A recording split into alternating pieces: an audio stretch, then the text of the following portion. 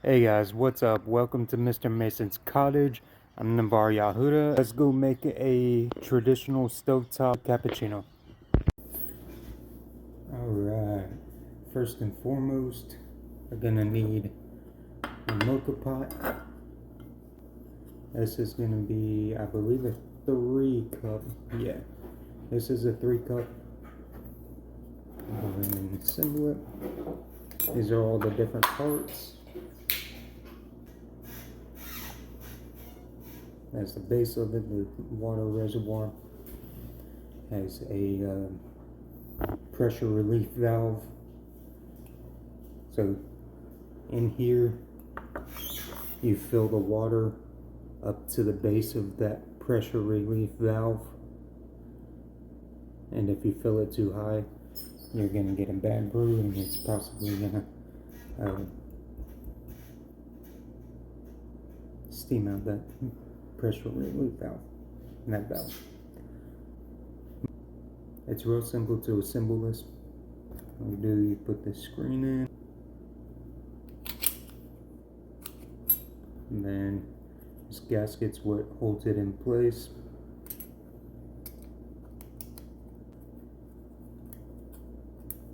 Not gonna move. This little cup is what holds the grounds, and it drops right into here. And then that gasket also sits on top of this rim to create the sill. And it brews at around 2 to 3 bars of pressure compared to a espresso machine that brews at about 9 bars of pressure. But it's still really nice. It still brews a very nice cup of espresso though. I enjoy it.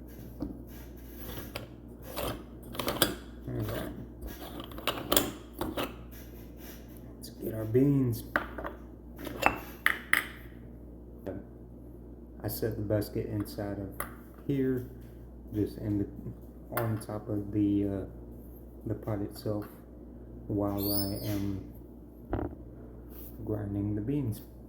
So today I'm gonna go with some of my Bavarian hazelnut beans, and I wish y'all could smell this. It smells quite amazing.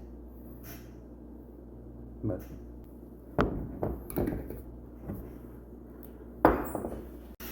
go ahead and grab my grinder. I use a hand grinder, but I love this hand grinder. It has up to 40 different grind settings.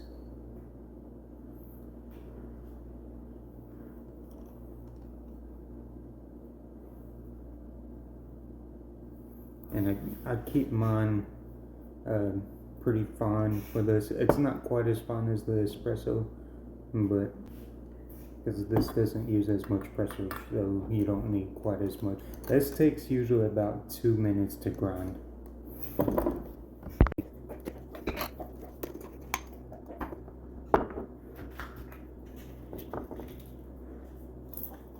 usually put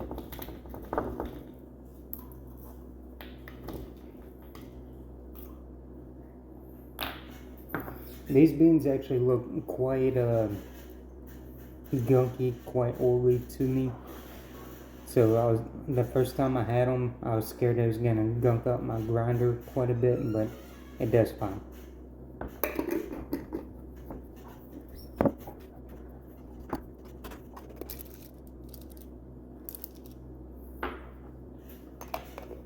And this grinder was probably costing me about $20 on Amazon.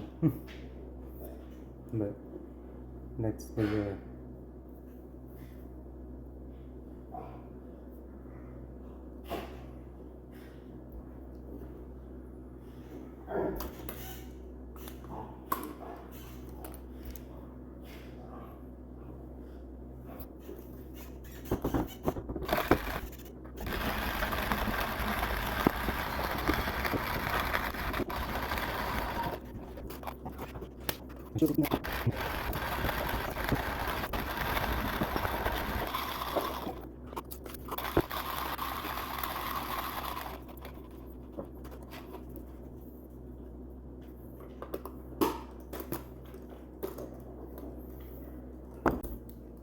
There we have it.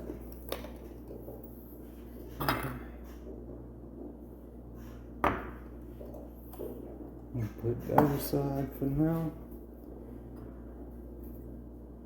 With filling your basket, just dump it in.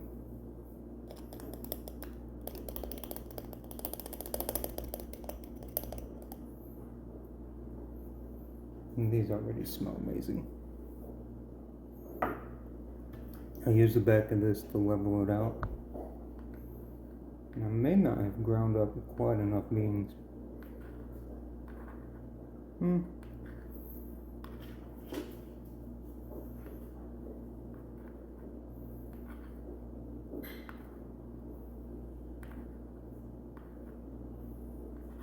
This isn't like an espresso pot, so you don't need to tamp it down or anything. Just make it make it flat. It's almost there, but I think I'm gonna grind up 1 or 2 more beans because there's a little pit in there. There's a little pit right here that I'd like to fill. So I'm gonna go ahead and grind another bean or 2.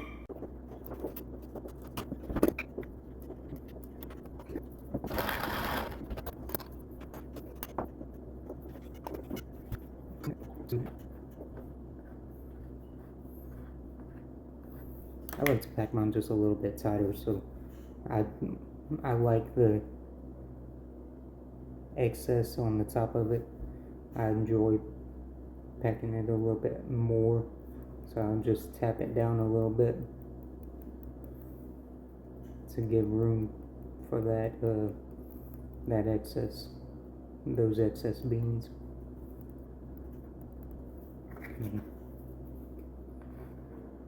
Continue smoothing it out.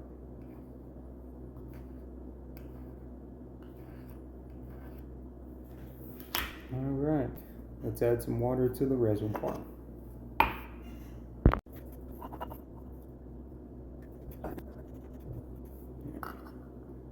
Put the basket on top of the reservoir, and let's close it up.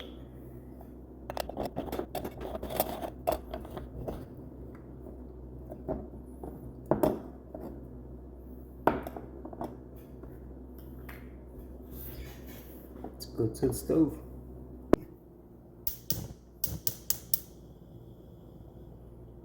I like it to be on quite low heat to where it doesn't overheat the beans and over extract the beans. And that flame's not out surrounding the base of the reservoir itself.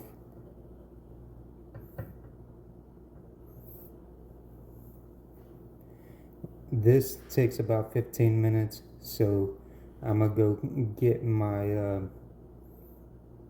frother ready to froth while this is brewing, and we'll come back in a little bit. So this pot I only really use for frothing the milk. It brews at probably 3 to 4 bars of pressure, but I find that it's less consistent than the Moka Pot on the stovetop, so I typically use that Moka Pot more for brewing the actual espresso. We're going to heat this up while the espresso is brewing. This is the glass I use for steaming my milk, frothing my milk, and then this is my espresso glass. This is my cappuccino glass. I typically use 3 tablespoons of sugar. I put 1 tablespoon inside of the cream or the steamed milk.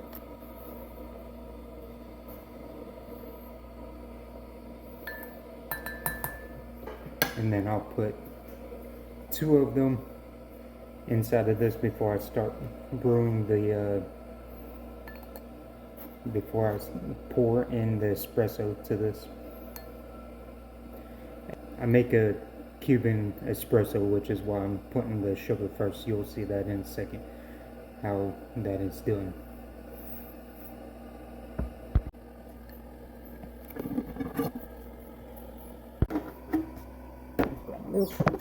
Put it to the side for a second.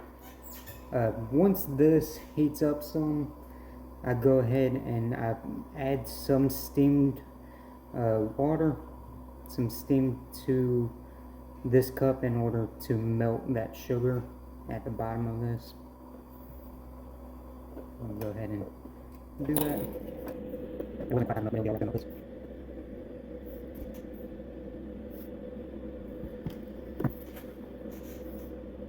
Alright, back to the stove for a minute.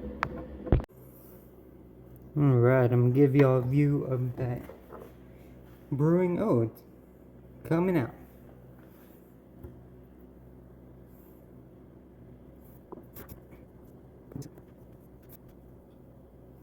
And once it starts to foam at the top of it up here, then we'll immediately take it and cool down the pot to where it stops brewing.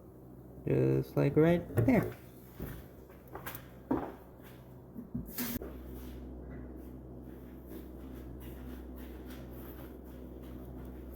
Alright, now that I got that brewed, show you what we do with the sugar.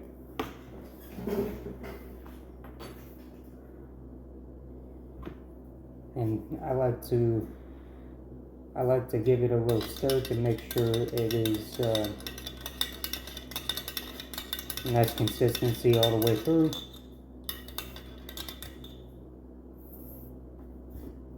And then we're gonna pour just a little bit. Hopefully I can get this in camera, but we'll pour just a little bit inside of this.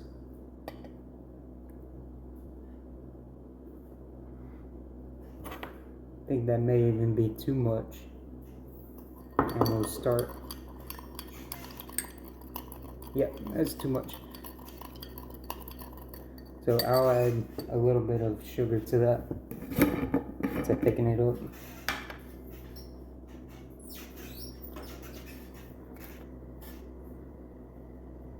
Is that enough?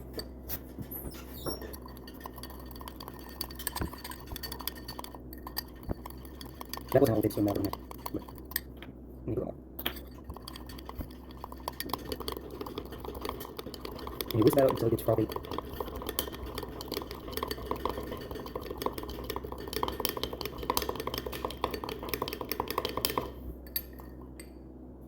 Alright, so I'm gonna go ahead and heat this up for probably about 10 seconds in the microwave, just to where I can help the sugar dissolve.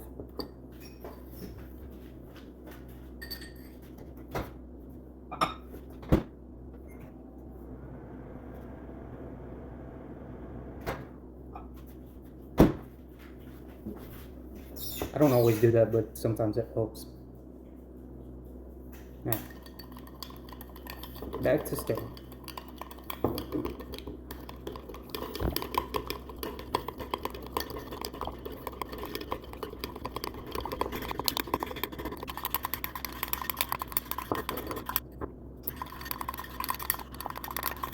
Honestly, it's still too thick. I mean, it's still too watery. So I'll put a little more sugar in it.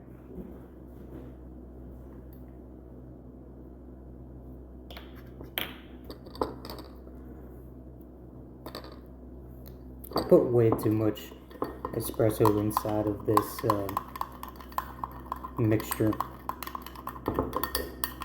It's gonna be kind of sweet today. A kind of sweet cappuccino.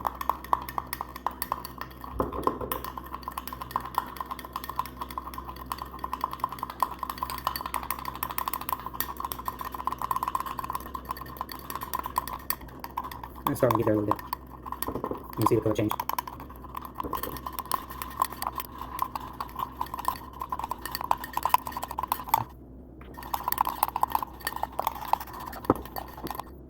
Alright,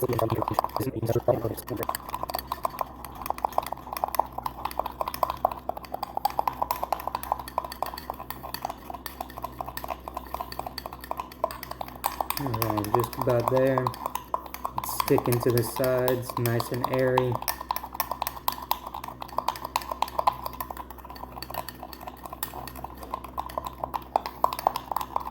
About time to add the espresso.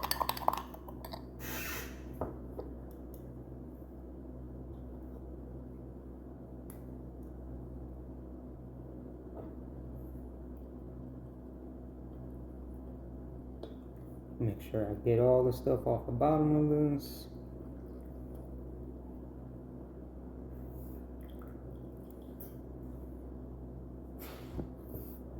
I'm done with that. And then lightly stir this. You see the sugar at the bottom stirring? And lightly stir it till it mixes all the way with the espresso. Don't want to over stir it. And see how it gives that, it gives a nice layer of cream on top. And that's actually a traditional Cuban espresso right there. And they taste fantastic like that.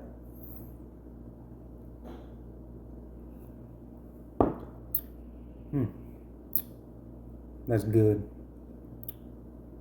That's really good, actually. Even though I added a little bit more sugar than what I usually do, it goes really well with the Brazilian hazelnut beans that I used. So it's a good sweet espresso. And I think that's more on the dark side of espresso beans too.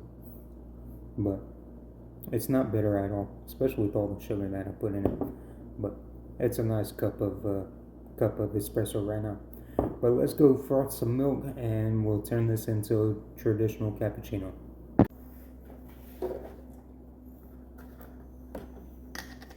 That sugar is nice and melted down there now.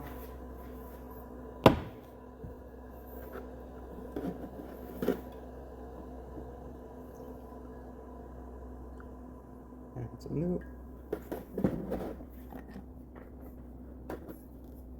Get a rag ready. Let's black some air just make sure it's right. Is he looking good? That's probably a good motion. I'm calling it.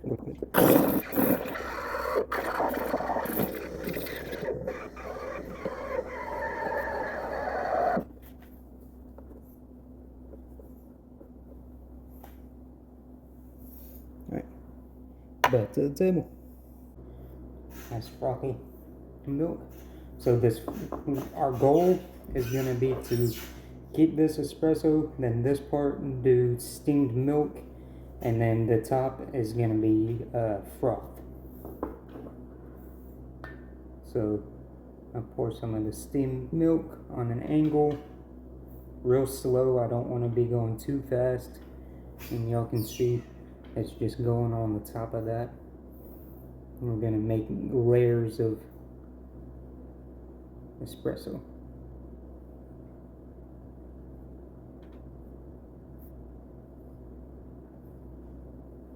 Alright, and we're going to grab a spoon, and I like to just scoop off some of this foam into the cup.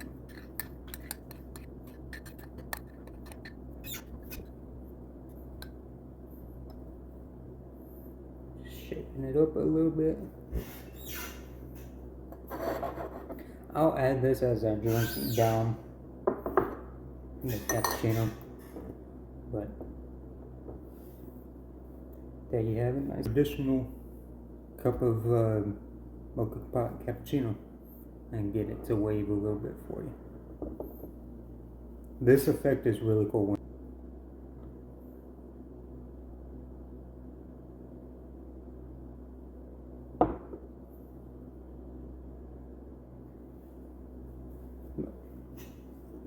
And I personally like to add some cinnamon sugar to the top of mine.